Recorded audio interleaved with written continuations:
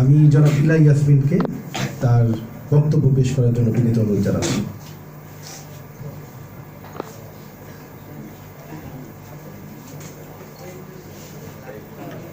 আউযু বিল্লাহি মিনাশ শাইতানির রাজিম। বিসমিল্লাহির রহমানির রহিম। আজকের এই গোল টিভির বৈঠকে আমি সালাম জানাচ্ছি আমাদের হেজবুত তৌহিদের মাননীয় ইমাম জনাব হুসাইন মোহাম্মদ সেলিম। আমি সালাম জানাচ্ছি আমাদের কেন্দ্রীয় নায়কমন্ত্রী জনাব রুফায়েত আপান্নিকে। সালাম জানাচ্ছি আমাদের কেন্দ্রীয় অন্যান্য দায়িত্বশীলদেরকে। সালাম জানাচ্ছি বিশিষ্ট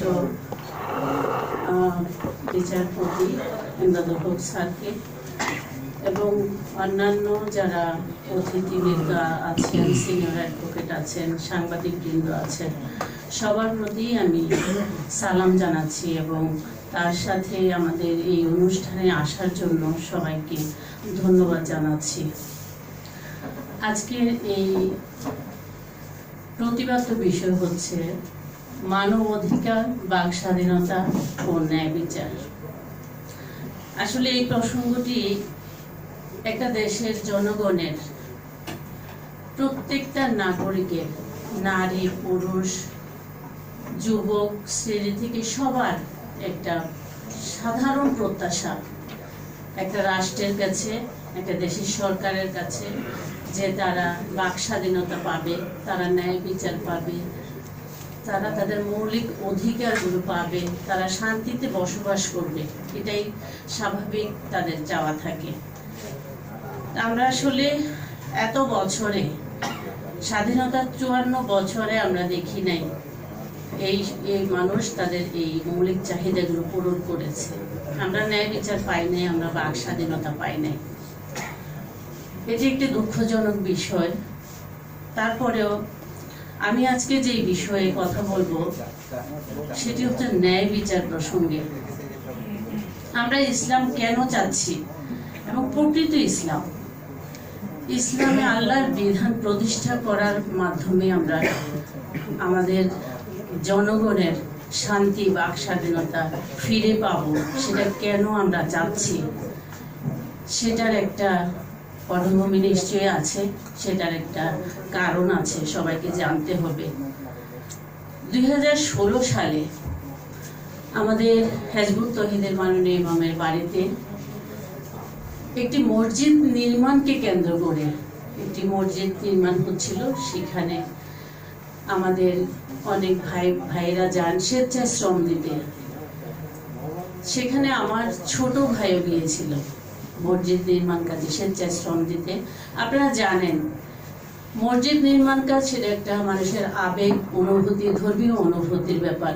তাছাড়া আমাদের মাননীয় ইমামের বাড়িতে মসজিদ, সেটা তো আরেকটু আবেগের ব্যাপার। গিয়েছিল সেখানে, কিন্তু এই পবিত্র কাজ করতে গিয়েও গুজবের শিকার হতে হয়েছে। সেখানে এক শ্রেণীর উগ্রবাদী ধর্ম ব্যবসায়ী গোষ্ঠী তারা মিথ্যা প্রপাগান্ডা, গুজব রটিয়ে দিল, এখন যেটাকে বলে মব। সেই গুজব রটিয়ে দিল যে এখানে গির্জা নির্মাণ হচ্ছে, এখানে খ্রিস্টান মারো, গির্জা ভাঙো, এই কথা বলে তারা পৈশাচিক কাণ্ড চালিয়ে দিল। সেখানে 2 জন ভাইকে দিনে দুপুরে জীবন্ত জবাই করে হাত পায়ের রক কেটে চোখ উপড়ে তাদেরকে নৃশংসভাবে হত্যা করেছে। সেই 2 জনের মধ্যে একজন ছিল আমার আপন ছোট ভাই। আমার ভাই তো কোনো অপরাধ করেনি। আমার ভাই এই সমাজের বাক স্বাধীনতার জন্য, ন্যায়ের জন্য, আল্লাহ সত্য দিন প্রতিষ্ঠা করার জন্য, শান্তিময় একটা সমাজ নির্মাণ করার জন্য কাজ করছিল এবং সেদিন একটা মসজিদ নির্মাণ করার জন্য গিয়েছিল। সেখানে তাকে এইভাবে বৈশাচিকভাবে হত্যা করেছে। সেই হত্যার পর একটা পরিবারের উপরে কি পর্যন্ত তাদের পরিবারের কি হয় সেটা আপনারা জানেন। আমার শুধু আমার ভাইকে হত্যা করেনি, সেদিন আমার পুরো পরিবারটাকে তারা হত্যা করেছে। আমরা তো ন্যায় বিচার পাইনি, আমরা বিচার পাইনি আজ পর্যন্ত। 2 বছর পরে মামলা হয় এটার, সেই মামলার আসামিদের এখন পর্যন্ত বিচার হয় নাই। সেই মামলার একজন আসামিকেও রিমান্ডে নেওয়া হয় নাই। এমন এমন আসামিরা আদালতে যায়, যাওয়ার পর তারা জামিনে বের হয়ে আসে লক্ষ লক্ষ টাকার বিনিময়ে। বিচার আমরা এখন পর্যন্ত পাইনি। এখন এসে শুনি সেটা নির্বাহী সরকারের ইয়েতে কি বলে এটাকে আদেশে এখন সেটা সরকারি মামলা হিসেবে, সরকারবাদী মামলা হিসেবে সেটাকে বাদ দিয়ে দেওয়া হয়েছে। কেন? এই ঘটনাটা কি আমরা মিথ্যা ঘটনা? আমার ভাইকে তো আমি হারিয়েছি, আমার মা তো তার সন্তানদেরকে হারিয়েছে। আমার বাবা একজন আরবি সেনাবাহিনীতে ছিলেন, অবসরপ্রাপ্ত। ছেলের মৃত্যুতে আমার মা বাবা প্রায় এখন জীবিত থেকেও মৃত, তার ছোট ছোট বাচ্চারা আছে।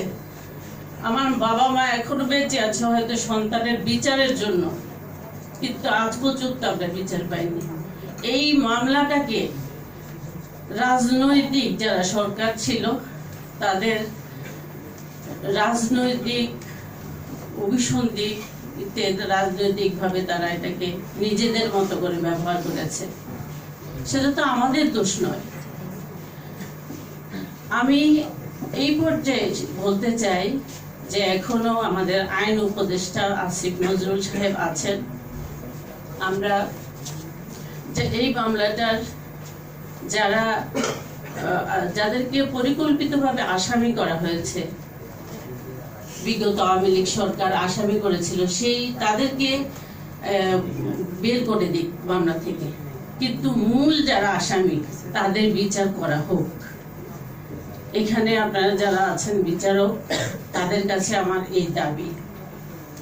এই দেশে এটাই হয়, এটাই আমরা দেখে আসছি যে সরকার আসে, একদলকে মামলা দিয়ে নিজেদের লাভের জন্য, নিজেদের স্বার্থের জন্য মামলায় ঢুকায়, আবার আরেক দল আসে, আবার ওগুলা খারিজ হয়, আবার নতুন করে মামলা দেয়। কিন্তু যারা ভুক্তভোগী, যারা নিরপরাধ আছে, সাধারণ মানুষ, নিপীড়িত মানুষ, তারা কিন্তু কোনো কালেই তাদের মৌলিক চাহিদা, তাদের ন্যায় বিচার তারা পায় না, আজ পর্যন্ত পায় না, পাচ্ছি না। আমরা তো পাই নাই বাক স্বাধীনতা, আমরা তো ন্যায় বিচার পাই নাই। আজও আমাদের রক্তক্ষরণ হয়, সেই দৃশ্য ভেসে ওঠে। আমরা সেই প্রত্যাশায় আজও বেঁচে আছি। সেই জন্য আমরা এমন একটা বিচারিক ব্যবস্থা চাই, এমন একটা আদর্শ চাই যে বিচার ব্যবস্থায় কোনো রাজনৈতিক বিষয়, দল মত, ধর্ম বর্ণ দেখবে না। সেই বিচারক দেখবে, সেই বিচার ব্যবস্থা বিচার করবে সে অপরাধী, সে অপরাধ করেছে, সে যে অপরাধী যেই হোক না কেন, তার বিচার, সঠিক বিচার হবে, সে ন্যায় বিচার পাবে। আর যারা নিরীহ মানুষ, যারা নির্দোষ মানুষ, তারা শাস্তি পাবে না। এমন একজন শাসক চাই আমরা, যে শাসক ধর্ম দেখবে না, বর্ণ দেখবে না, শুধু দেখবে ন্যায় আর অন্যায়।